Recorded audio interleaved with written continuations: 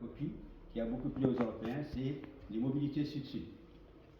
Et puis on a aussi associé l'université libanaise à la dernière minute. Il fallait vraiment trouver, surtout qu'ils avaient changé de recteur, et on remercie son recteur. Il venait d'arriver, il a accepté, il s'est engagé avec nous. Et donc, vous voyez, les projets, c'est toujours il y a des défis, il y a des choses qu'il faut faire là. Et donc, on a eu la chance que ça soit accepté, parce que ça permet quand même cette ouverture vers l'international, de répondre à un besoin. Mais bien sûr, pour tout projet, il faut toujours diagnostiquer le besoin. Une fois que le besoin est très clair, trouvez le partenaire. Une fois que vous trouvez ensemble, vous mettez d'accord donc les besoins. Une fois que vous avez diagnostiqué vos besoins, que ce soit en matière de gouvernance, en matière de recherche, vous dites déjà diagnostiquer vos besoins, quel que soit le domaine. D'accord. Et une fois qu'il est vraiment clair dans votre tête, cherchez le partenaire. Et là, ensemble, donc, une fois que c'est partagé, vous pouvez donc maintenant copier, puisque la concurrence est énorme. La chance ces dernières années, ça c'est pour ce genre de projet, puisque ça c'est un projet unique, c'est le renforcement des capacités d'institution, et c'est quand vous regardez sur la plateforme européenne, c'est l'unique qui a été accepté dans la zone subsaharienne. Donc c'est des projets avec une grande somme, donc vous voyez, c'est un peu compliqué.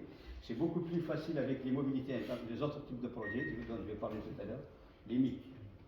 Et là, ça je vais en parler tout à l'heure, mais là pour le témoignage quand même, on remercie les collègues, on a eu la chance d'avoir des professionnels, des gens d'INED, j'ai entendu les témoignages des collègues, ils en ont parlé, surtout notre collègue juriste et notre collègue Mèche.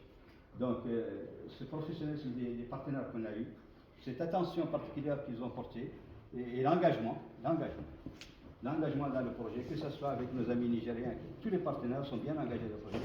C'est ça qui a expliqué pourquoi il est venu à temps. Parce que souvent les projets commencent et des fois ils ont du mal à réaliser toutes les activités qu'ils ont données. Là, il a réalisé tout. Et les Européens sont contents puisqu'on a fait un premier rapport à mi-parcours et encore un deuxième, donc à la fin là. Et ils sont contents parce qu'ils ont vu qu'on avance, notre engagement, ce qu'on a décidé de faire.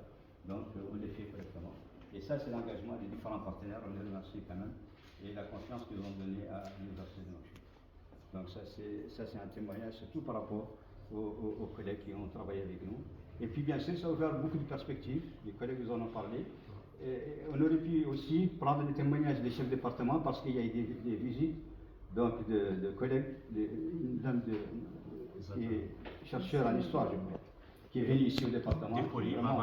Madame Depoli, qui est professeure de grande envergure, elle est venue ici, donc le chef de département d'histoire aurait pu témoigner ici pour dire ce qu'ils ont fait. Ils ont fait beaucoup de travail, il y a beaucoup de collaboration. Donc c'est ça l'objectif en fait. C'est ouvrir des collaborations est possible, dont ils en ont parlé.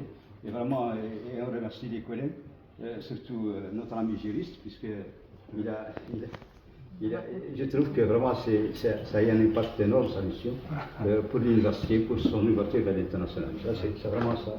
J'ai bien aimé toutes les activités qu'il a fait, et c'est un impact clair. C'est ça ce qu'on vise en fait. Et on vous remercie tous. Donc je vais aller